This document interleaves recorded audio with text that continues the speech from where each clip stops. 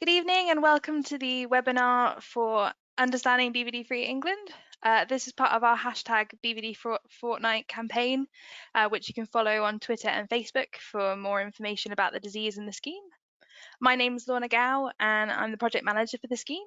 And tonight we have Bill Mellor, who has just disappeared, but is the chair of BVD-Free England. We have Nikki Moore from Toaster Farm Vets and Stephen Hawkins from Manning's Farm in the Midlands. And in the background, we've got Chloe McKee, who is making all the technology wizardry happen. And we're going to talk you through the BVD-free scheme while sharing our experiences of the disease and working towards a negative herd. If you have any questions, please feel free to put them in the question box on your webinar dashboard and we'll answer them throughout the presentation. So let's hope this works. Can someone just give me a nod if they can see my screen?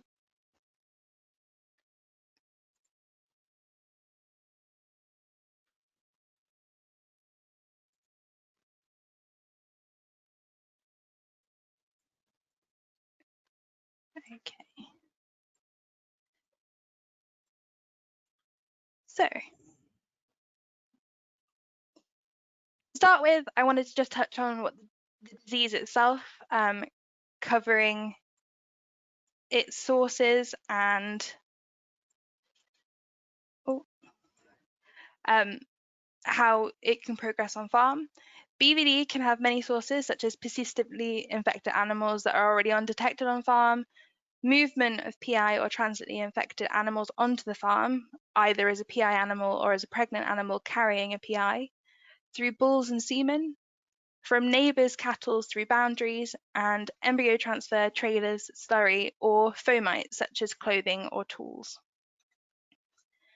So moving on to what the types of infection can look like, transiently infected animals, TIs, is a mild disease but can cause poor fertility, milk production drop, and immunosuppression. So you could see other diseases like pneumonia. It's widespread and it can move through the herd very quickly. Virus tends to clear down quickly within 10 to 14 days, but the production losses can be seen for a lot longer than this. And the antibody response tends to last for a long time. For persistently infected animals, they are calves that are infected in utero.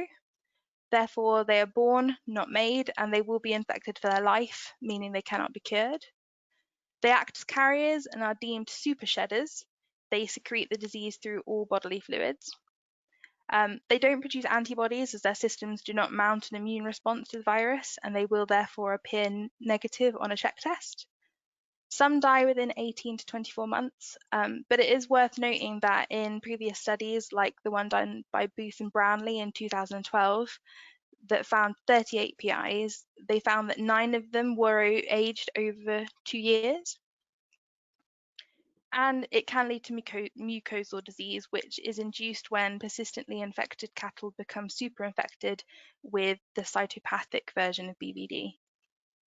So to summarize, if you see poor fertility, increase in number of abortions, stillbirths, deformities, or an increase in calf scour and pneumonia, there may obviously always be other causes, but it's a good idea to check for BVD. So I just wanted to take you through how the infection can take place in animals and also how a PI is created. So as you can see, if a naive animal comes into contact with the disease, they will be infected, have a period of reduced production, and then recover and become immune. However, if an animal is in the first trimester, so the first 120 days of pregnancy, and becomes infected, then that calf and if that calf makes it to term, it will be a PI. In some cases, PI animals are able to produce their own calves, and these will also always be a PI, although that only accounts for around 10% of PI animals. So transient infection in a non-PI dam produces 90% of the PI calves we see. And if a herd is infected and has PI animals, most of the time this will likely only be 1 to 2 per 100 cows. So in terms of what this can look like within a herd, you can have naive cows, cows that have been vaccinated or recovered from transient infection, and PI animals. Closed herds will likely be naive. This is great and can be maintained by continuing to stay closed and making sure adequate biosecurity is in place to limit the likelihood of future infection. This is the typical picture of animals in a herd with a PI. The reason why they're still naive animals is due to different age groups, moving new animals into the groups, potentially having different management groups, but they still have nose-to-nose contact or the use of the same equipment. And finally, you may have a herd with immune and naive animals. This could be due to herd having historic infection or because you've chosen to vaccinate. So I'm just going to go through a quick dairy example. So this is the Ballyday Choggist Research Farm. They had a spring calving dairy herd, 180 milking cows plus replacements, and they were doing research to compare the performance of the 3 breeds there, and they were recording fertility parameters as part of the research. Due to it being a research facility, they had many checks in place that probably wouldn't necessarily be common on a commercial farm, but these included heat detection 3 times a day, pre-breeding scanning. They had a 13-week breeding season and all of their breeding was AI, and they did vaccinate for BVD 1 month pre-breeding, and as you can see, they scanned at 30 days and 60 days and dealt with that accordingly.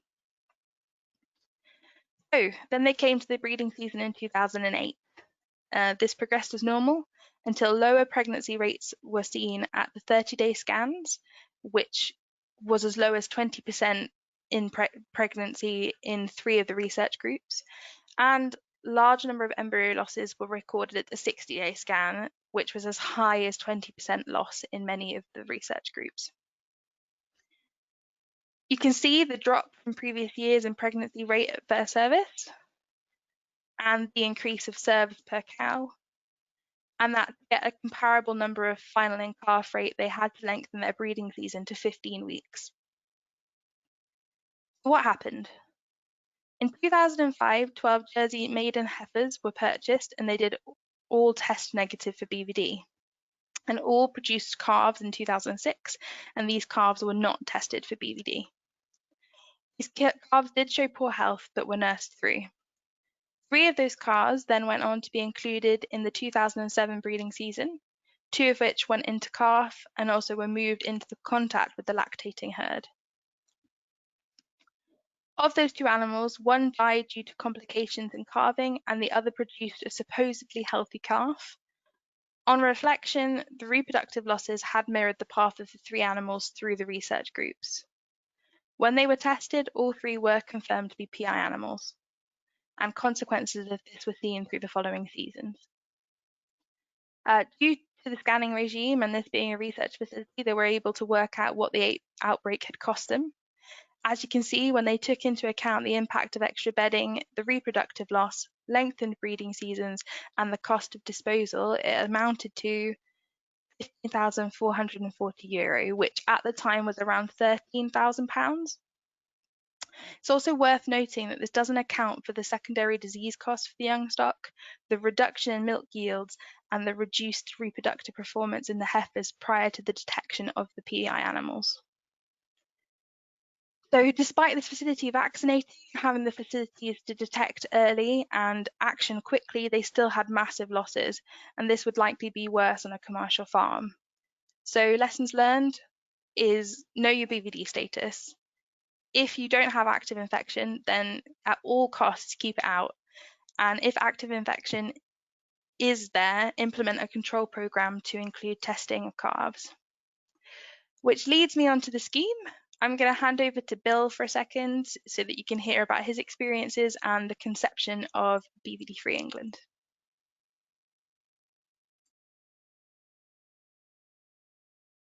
Next slide, please.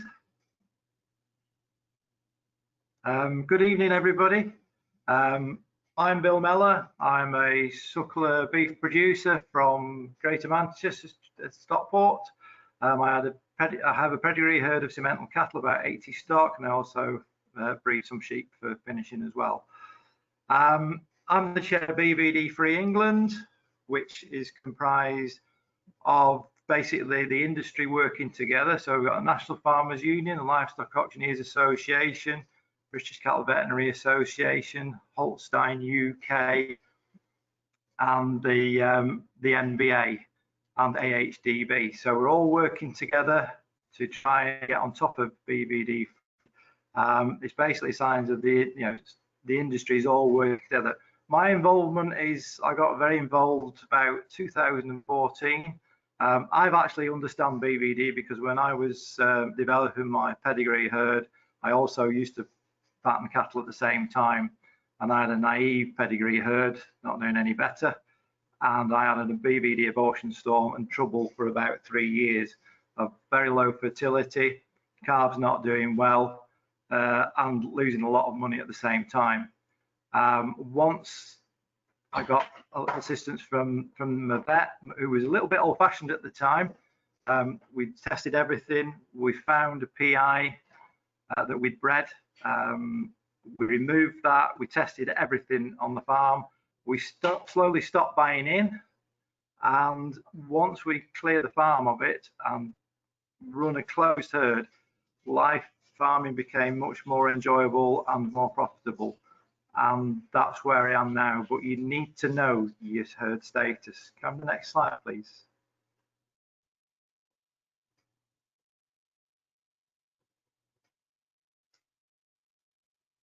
Right. So BVD is the first national BVT 11 scheme in England, and it is voluntary.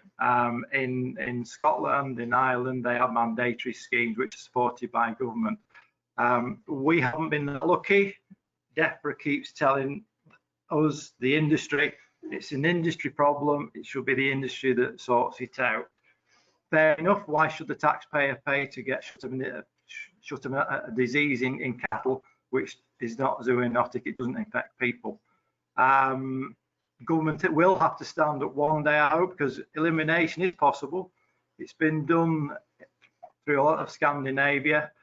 And this national scheme is to try and deliver that. We have fantastic tests and sampling regimes, which are very, very accurate and reasonable, well, very cheap really for what you get out of it. We are slowly going forward, getting a lot more people involved through BVDFree joining up. We've got over 6,000 farmers joined up now. If we can get to a critical number of 51% or 52% of the breeding herd involved in this, we will go to government for legislation to make it happen. We've seen it with the EU. 52% is the right number. Next slide, please.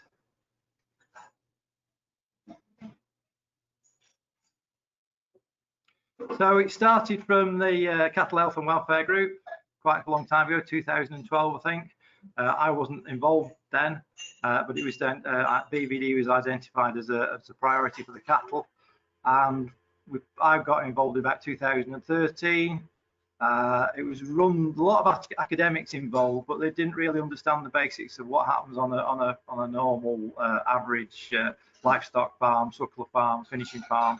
They didn't understand how the market went and how farmers traded cattle. So I got quite involved, having understood the problem, having beaten it.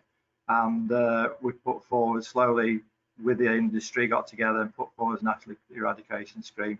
And as I said, the AHDB, BCBA, Holstein UK, Livestock Auctioneers Association, NFU and NBA have all worked together, and that is what comprises the board of BVDFree at this moment in time.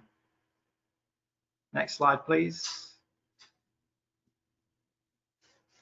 So the main thing with the BVDFree England scheme is the statement of intent, and I'll take less on how to read this. We recognise that BVD is one of the biggest disease issues facing the cattle industry today. This is in the hands of the sector to control and eradicate, and we fully back the elimination of BVD from the national herd. Now, we put that out when we started our scheme back in 2015-16. And we put that to the whole of the industry, the supply industry, the colleges, anything to do with farming, the banks, everything at all. And we've got well over 100 subscribers who support this statement of intent. So we've got farmers behind it, we've got the industry behind this. We just need to show people that we can do this voluntarily, and then once we get that critical mass involved, then we can make it happen with the full industry support. Next slide, please.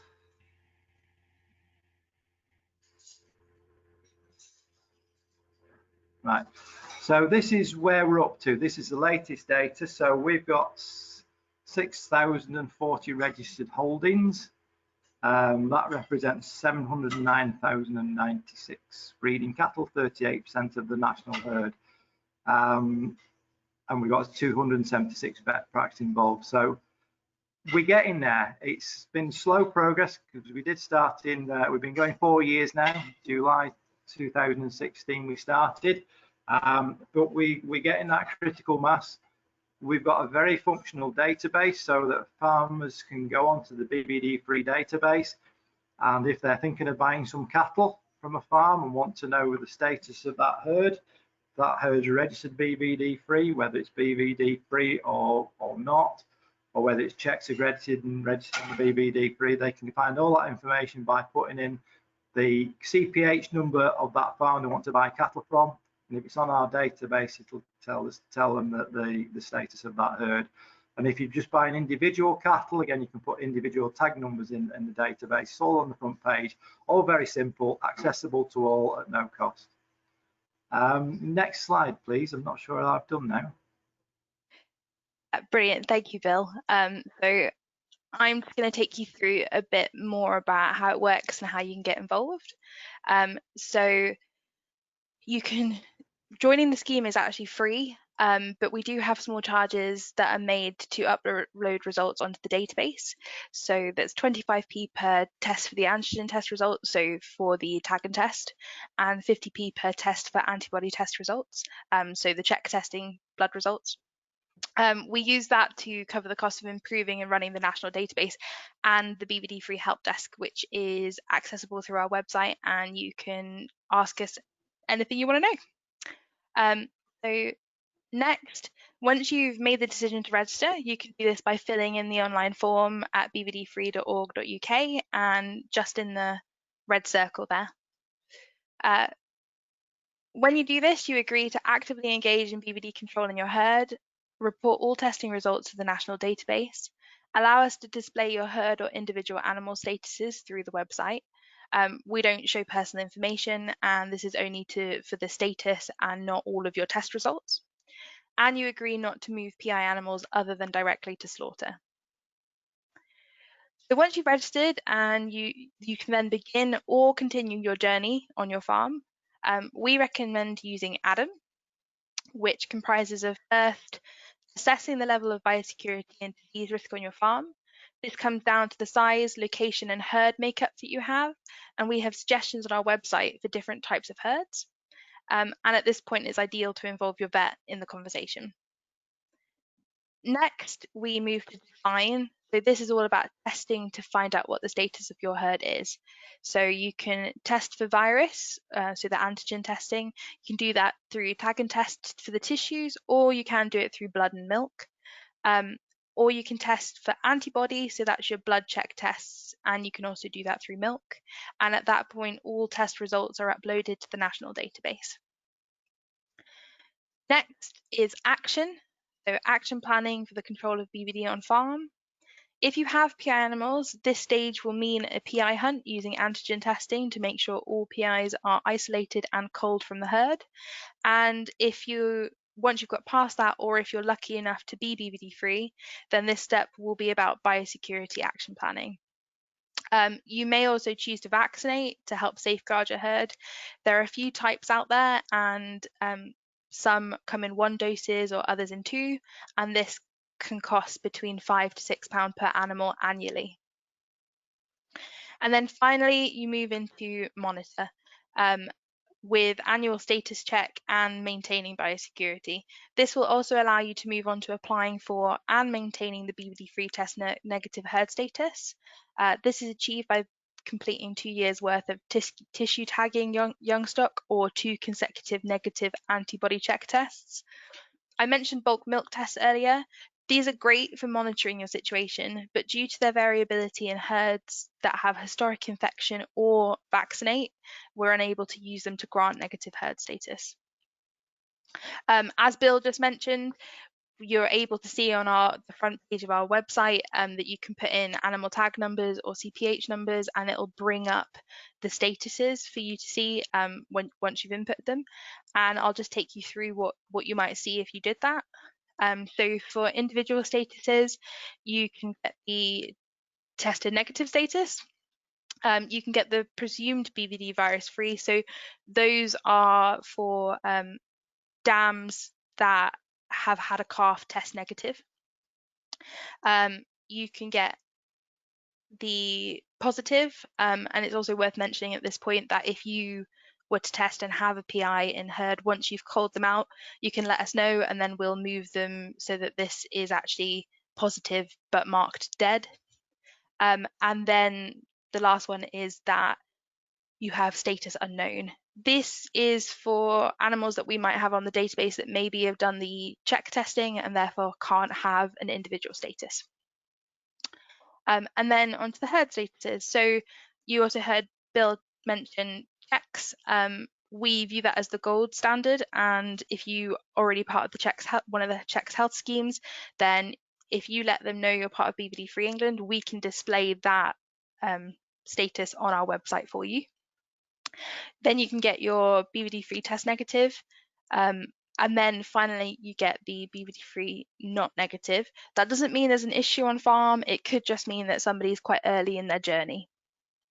And then just to go over the BVD-free status. So obviously you probably already registered with us by this point. So then number 2 is to contact your lab and request for historic results to be uploaded to our database. Or if you're new to testing, when you submit your samples to the lab, make sure they know you're part of BVD-free and they will automatically upload your results to us. Step 3 is to ensure that we have 2 years worth of negative testing on our system. You can check this when you sign up. You are given access to a farmer or vet login that allow you to see everything that we hold about you on our database. Step 4 is to complete the test negative herd status application form, which is found on our website, and return it to our email address. We'll then process the form, and all being well, we'll grant you the status. If we have any questions or issues, we would contact you at that point. And then step 5 is once you've achieved herd status, it is in place for 13 months. You must renew your status using the same form annually whilst continuing your monitoring through your testing. I just wanted to touch on Stamp It Out scheme. So this is an RDP funded scheme that's being run by SAC Consulting. It funds vets to create cluster groups of farmers to discuss and then test each individual farm for BVD. And there is also further money there if you tested positive and needed to do a PI hunt. Originally, its delivery was scheduled to end in December 2020. However, due to the events of this year, this has now been extended to June 2021. They have currently fully allocated their money. However, with such short time left and a fair amount of delivery left, we are urging farmers to check with their vets if they're already involved and how they might access this free testing. Or if your vet isn't yet involved, they can then still contact SAC to be put on the waiting list, because as funds may be reallocated early next year. With that, I'm just going to hand you back over to Bill to talk about the future priorities of the scheme.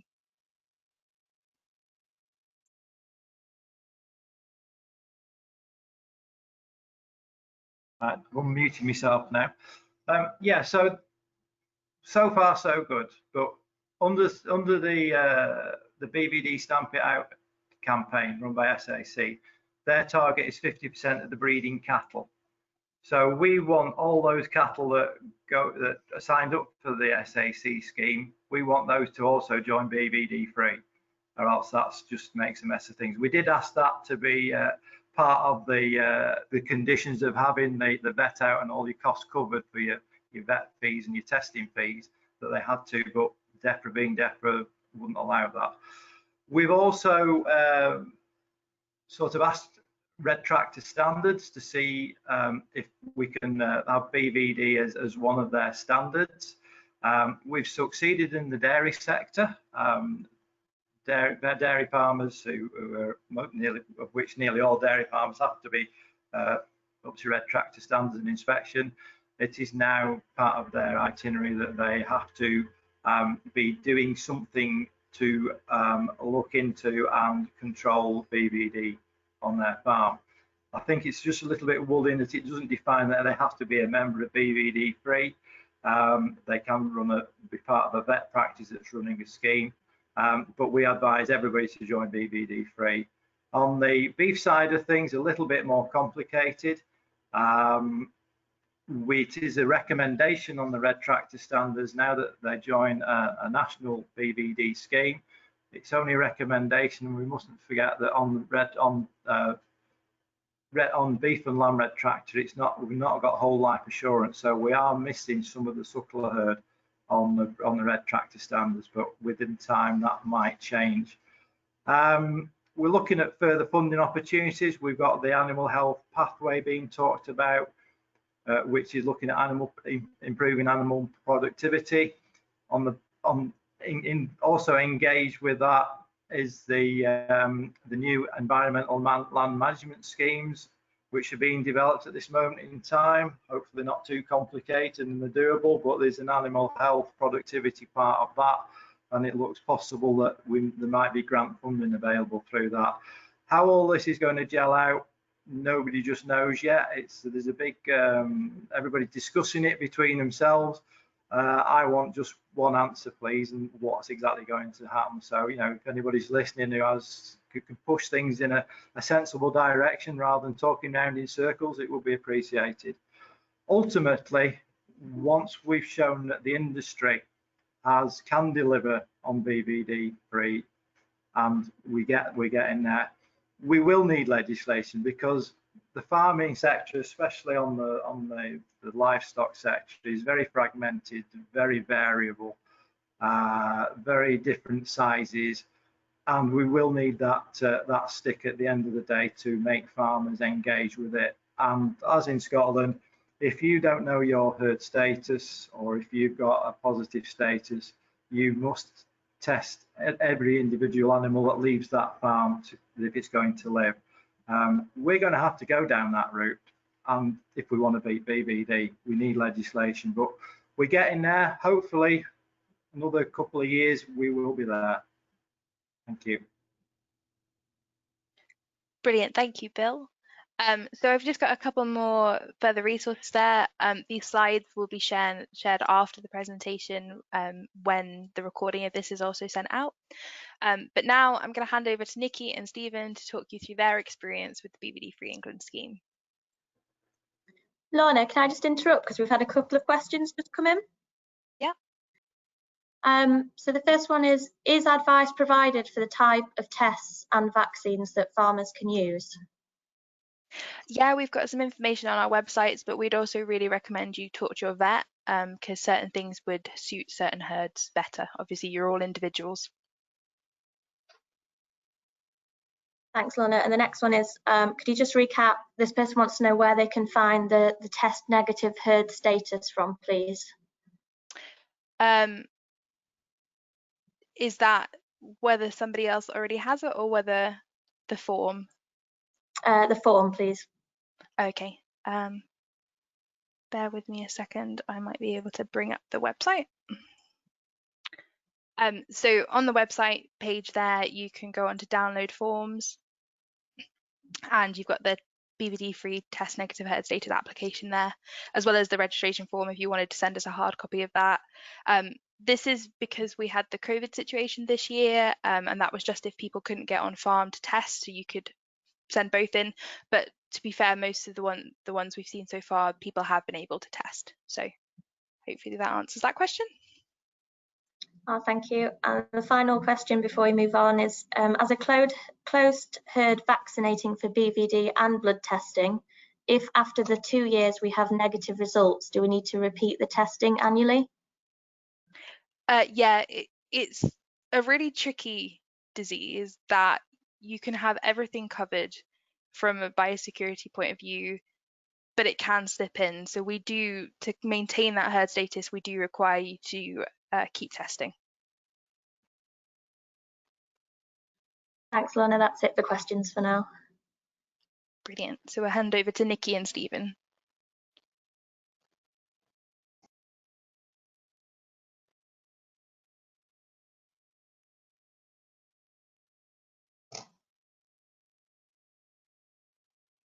Hello?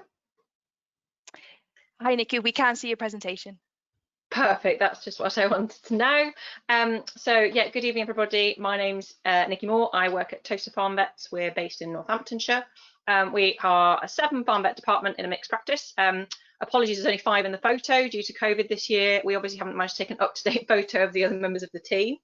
Our cattle work is mainly beef herds, so most of our BVD testing is done with our suckler herds.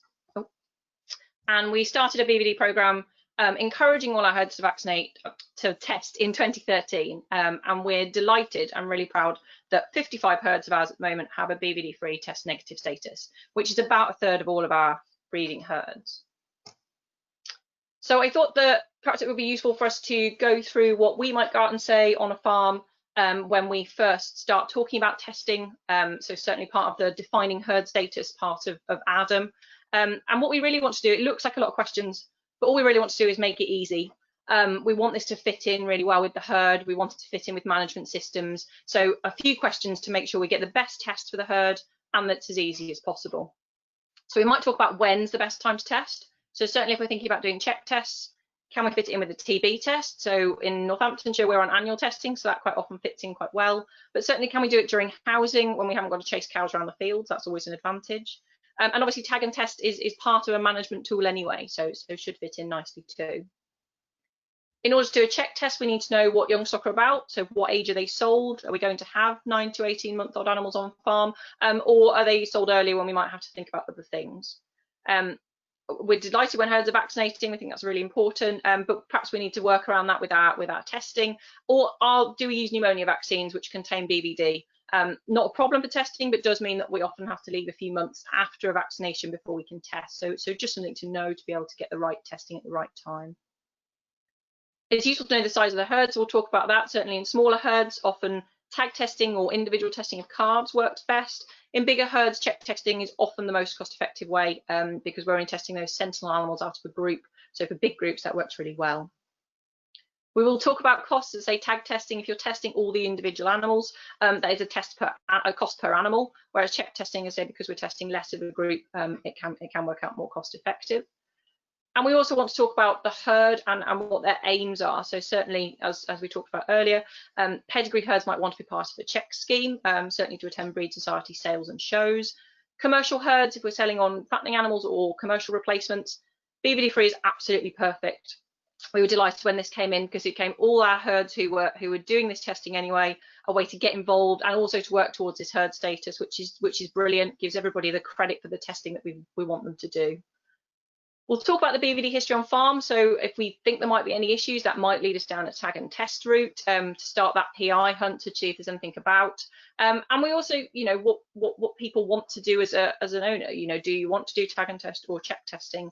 And certainly sometimes that fits in with whether people have had BVD before. Certainly some of my herds who've had a BVD problem, who've done tag and testing to clear it up, even when we're out the other side, they like that peace of mind that you're testing every calf, you know its status and you know it's fine. Check testing is great, but it is a little bit more historic. If we find a problem, we have got to look back at animals to see what's going on. So I'm now going to hand over to Stephen to talk about his farm, and we're going to have a chat about what we decided to do for his farm and where we went with it and where we've got to. So Stephen, over to you. Right, cheers, Nikki. Hi everyone, I'm Stephen Hawkins. We farm just outside of Northampton on the North Bucks border. We're a mixed farm, sort of 650 acres of arable and 320 acres of grass. And on that grass, we ran 110 suckler cows, which are continental cross mostly, and 350 sheep. We used to buy a lot of replacement heifers for our herd. This is something that became ever more difficult to find the quality and the right price of heifers that we wanted to do. So I was looking more at breeding my own replacements so I could guarantee I'd got healthy and genetically superior animals to breed from. So this led us to have a talk with our vet about where we wanted to go, and they recommended the health scheme that we sort of moved towards, which was BVD checking, pelvic measurements of heifers to ensure everything was the right size before we went forward, fertility testing bulls and BVD checking those, and calving initially over a 16-week pattern.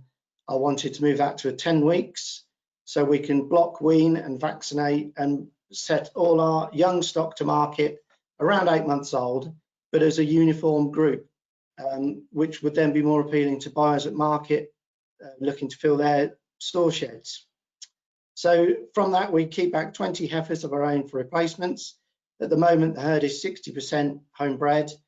And then moving on, Nikki's going to tell you a bit more, and we'll go into how we BVD test our calves. So that's an overview of the farm then, Nikki. Yep, thank you. Oh, let me just get there we go. So yeah, so that's a really good overview of Stephen's really lovely herd. So to say, we didn't know the status of this herd, so we're looking really to define the herd status. And as I say, all those questions that we asked before, we went through those with Stephen and his farm. So we didn't have any previous testing history, but we didn't have any history of problems. Everything was going well. Biosecurity, as I say, was tightening up on this farm with the ability we wanted to keep heifers rather than buy them in. The main considerations for us here for looking at defining the herd status was that the calves leave the farm at a young age. Obviously for check testing, we're looking at 9 to 18-month-old animals, and these were all leaving at 8 months. They also, as part of the sort of as part of sale, they are all vaccinated with a pneumonia vaccine which contains BVD. So it really didn't leave us any options for check testing here. All these calves are sold on for fattening, or some as commercial replacements. So it seemed that BVD free for this farm was going to be great. We could hopefully work towards a herd status because we were hopeful that things were going to be clear. And as I say, because the calves are going to be leaving at such a young age, and we wanted to be able to sell with confidence that they were all clear, tag and test looked to be the right way to go. Signing up to BVD free was obviously, it's really easy and it's free, so a great way to start sort of getting some status for the herd. And we were delighted when we started getting clear tests from this. So I'll hand back to Stephen. He can tell you a little bit more about what happened in the herd, how it's all fitted in, and what he sees that we've got from it. So yeah, next page. There we go. So yeah, no extra handling, part of the management. We went to the tag and test. So as we calve, we start calving on the 1st of Feb, and then every 2 or 3 weeks we will group calves up in batches for disbudding or just general management tasks. Then we will do block tagging. So the BVD tag test goes in 10 or 20 animals at a time. This enables us then to post them off to the labs, NML, do our tests for us. And then from there, you simply tick a box on the form and they upload all of our results straight to BVD free. And then after 2 years, we received our first BVD free status. So as Nikki said, we're very confident of our BVD status. When we sell at market, we know exactly the status our animals are at. And I believe we may not get a premium yet, but there are customers coming back to us year after year wanting to buy BVD free cattle. And this then will compete against each other that all want BVD cattle. Personally, if I went to a market and they didn't know their BVD status, I wouldn't even look at the animals in a pen, knowing now how destructive this disease can be in a herd. That's about it. So it's completely no hassle to us management wise. The calves are tagged at a young age, and that's the last we really have to deal with it. Once the samples are posted off, as I say, it's all uploaded to BVD free automatically. So Nikki? Do you want to move on to the next? Yep. So yeah, are you happy to talk through where you are now with your herd? Yep, we have been BVD free since 2018 and started testing in 2017. The whole herd is vaccinated, so every animal, breeding animal on the farm is vaccinated every year. Because we now hold our own replacement heifers, we only have to buy one bull in every couple of years. And these are always sourced off farm, not from markets, from BVD accredited herds. Another point while I was thinking of it, every calf has to be tagged as well. So even if you have a dead calf, this still has to be tag tested. So I'd recommend buying just a few management tags so you don't use a numbered tag, just as a little sideline thinking of it. Always handy then, if one goes off to the hunt, just put a tag in it and you'll know the status of that animal as well. So yeah, there we are. Nikki? That's brilliant. Yeah, thanks. I think that's a really good point about abortions and things. That's really thorough, making sure that obviously, as well as knowing that the calf wasn't a problem, that obviously we know then that the mum is also still clear. So just a really complete way of checking everything. So I hope that's given you some reasons to test. So as I say, although Stephen said that not necessarily hiking the price up just yet, but that reputation for doing things really well, that BVD testing comes as part of it, definitely seems to be generating some competition for his calves, which is great. And as I say, hopefully we'll start to see the prices going up because they're so keen to get hold of BVD tested cattle, and obviously they're lovely to look at as well. It is a red tractor recommendation on the beef and a requirement on the dairy, and I know some people have contracts that also do that, so another great reason to be involved. As I say, we're really proud of all the herds that have achieved a herd status, and I think they're really proud, and rightly should be very proud if they've got herd status too. It's something is to shout about if you don't have this disease in your herd. And obviously we're aiming towards that healthier national herd. I would just love it if we could eradicate this disease. It causes so many problems, and it's still there. So this is a photo that I took last week. It's absolutely not on Stephen's farm, I hasten to add. And that animal in the middle, yes, for once, that is the runty PI. Those other animals are exactly the same age as it. But yeah, this was last week. It's definitely still out there. And so we've been encouraging testing for quite a long time, so it still happens. And what I really want to do is to stop people going through the horrible time that happens when BVD gets on farm. So Stephen's been really lucky. We haven't had any issues. That's fantastic. But I've had plenty of herds that have. And I think the herd that really brought it home to us was the 50 cow herd that BVD came into. They lost 16 calves in 1 year for pneumonia that we could not treat because the BVD had caused so many problems. We found a number of PIs, and that is a massive financial cost and a massive emotional cost as well. So, you know, we're all in it to produce healthy, productive animals, and watching animals that you can't save, watching animals that we have to shoot, finding PIs that we have to get rid of. They don't all look like the runty one. There's some really nice ones that I've had to say, no, that's got to go. And I just don't want anybody else to have to go through that. If we can all band together and get rid of this, that really would be fantastic. And actually picking up on the question from earlier about testing every year, it really is necessary, even in herds that really do look like they're doing everything. I have a number of herds every year who have been negative previously, or perhaps have a negative historic check test, who are positive. And I think if we can identify those early, we can reduce the impact in that herd. And it absolutely means that we can keep being confident that it isn't in that herd if everybody stays negative. So I think this slide says it all. I urge everybody to join BVD Free, work towards that herd status, be part of eradicating this disease, and let's really get rid of it so that none of us have to worry about it ever again. So thank you very much. I'll hand back to Lorna for any more questions if there are any.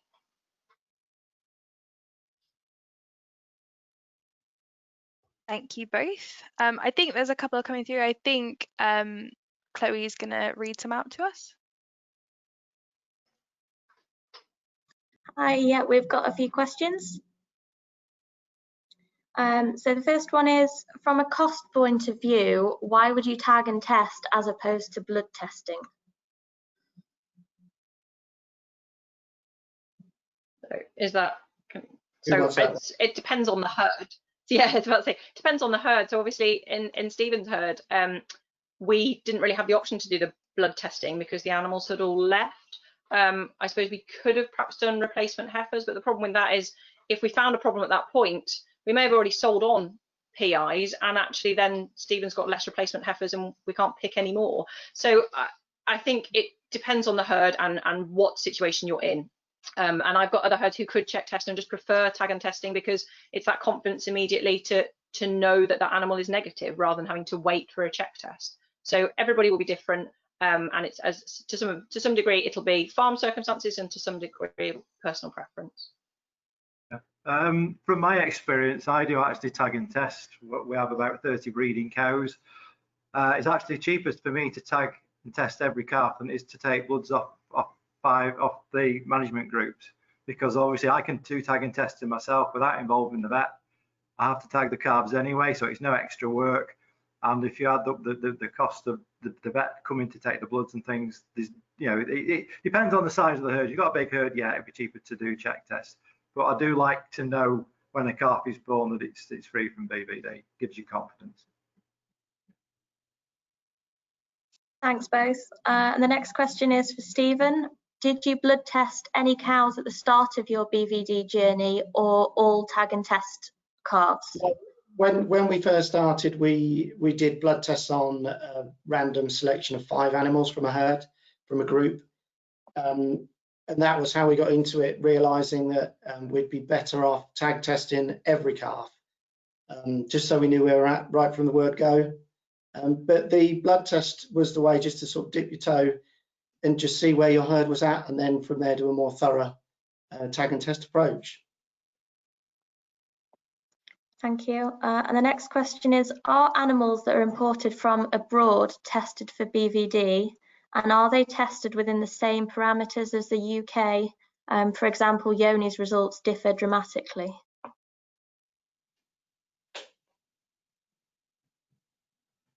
So testing in international countries is very similar to the way that we test here. A lot of the other schemes that have been across Europe have used the check testing route.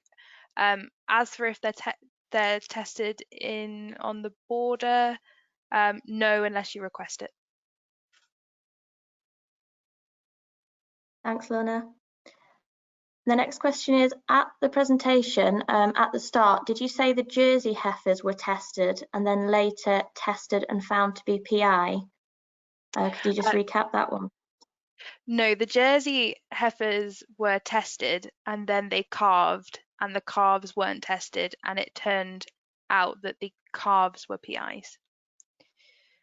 So they would have picked up a transient infection at some point during that when they got pregnant on the research farm, and then would have been PIs, but because they'd already tested the heifers, I guess they just assumed there wouldn't have been a problem.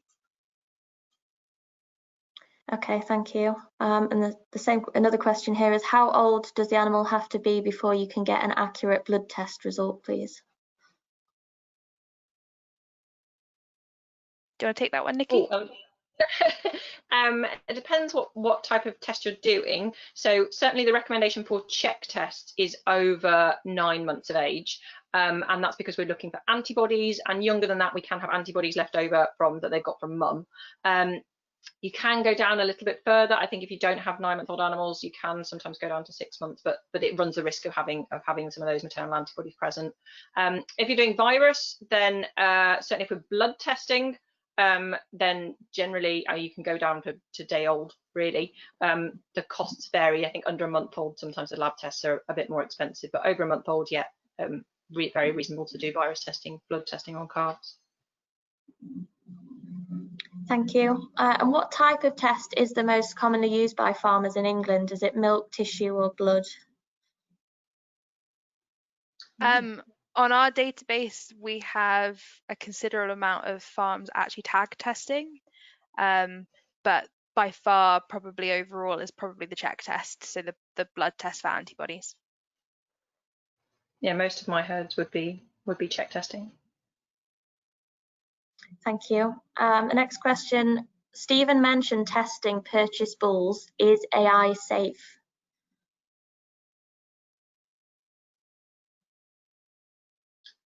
So AI through sort of the sort of standard companies, they will be doing checks on their semen. I suppose if it's out with that, then there might be some questions, and it's certainly something to ask. But yes, if you're using it through one of the reputable companies, then yes, they will be testing. Thank you. Next question here is, if you tag and test every calf, do you get a BVD-free status? All those individual animals would get an individual animal status, but you'd have to test every calf for 2 years to get the herd status. Thanks, Lorna. The next one here, how much does BVD cost the dairy and a beef farm on average, and are they recent costings? So the industry figure is £54 per cow. No, that's not recent, that's early 2000s, and there aren't at the minute plans to update that. So we know it costs a lot, but the difficulty with BVD is actually the amount lost in profit, not just the amount lost because of the effects of the disease. Thank you. And can you explain the difference between persistent and transient infected, please? And do transient animals need to be slaughtered? No, so the persistently infected animals are the ones that are infected for life. Those are the ones that are infected as in the first part of the trimester when the dam's pregnant. They can't ever be cured, which is why they have to be culled. But for transient infection, it's those cattle that get the disease but aren't PIs, and it usually affects them for about 2 weeks, and then they make a recovery and they become immune. It can cause problems for a little while with their productivity, but they should return to normal. So you don't need to cull them. Thanks, Lorna. And are all the tissue tag labs registered with BVD-free? No, I'm sure there's some tag companies, tag labs that aren't registered with us, but I have actually linked in the questions, I'll link it in the chat as well, the link to our list of laboratories that are registered with us. Thank you. We've got the last question here, if any come in the next couple of minutes. So to clarify, you need to blood test every animal on farm to achieve a BVD herd-free status. Is that correct? No. So if you were tag and testing, that's every every calf, so all the young stock that you'd have to test. But if you're blood testing for antibody, we require a minimum of 5 between the ages of 9 and 18 months unvaccinated per management group.